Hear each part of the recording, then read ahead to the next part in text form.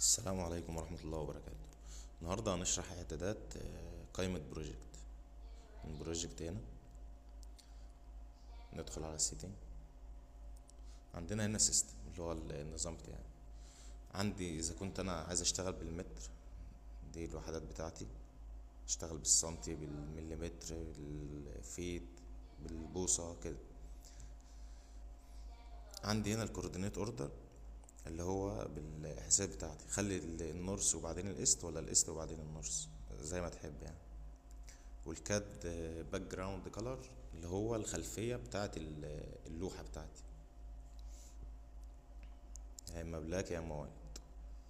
وده لون النقطه بتاعتي، بضغط عليها واختار اللون اللي انا عايزه.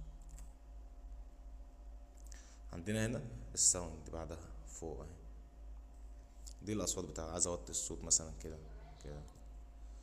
سيف بوينت يعني لما تيجي تحفظ النقطة يعمل صوت ولا لا، وهكذا. التوقيع برضه يا تفعلها يا تلغيها. عندي هنا الاستورج. احنا طبعا عندنا 4 انواع من الرفع، اللي هي التوبو بوينت والجي ان اس اس والكويك بوينت والاوتو ريكورد. ان شاء الله ناخدهم في قائمة سيرفي في الرفع والتوقيع وكده. فالتوبو بوينت بدخل عليها.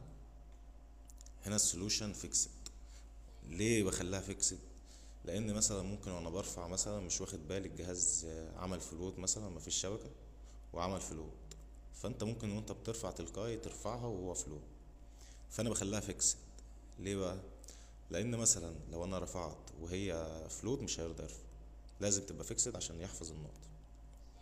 والديفولت بوينت ني ده رقم النقطة، رقم النقطة بتاعتي. يعني مثلا بي تي 1، انا ممكن اخليها لا، ما يبدأش بي تي، خليها من 1.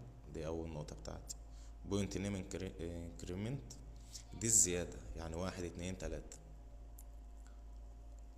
الاوبزرفيشن كاونت يعني يرصد كام رصدة، يعني مثلا ممكن اخليه يرصد 5 رصدات ويحفظ لي المتوسط بتاعه من هنا. تمام. عندي برضو نفس الاعدادات في الجي ان اس اس والكويك بوينت والاوتو ريكورد، نفس الحاجة برضو.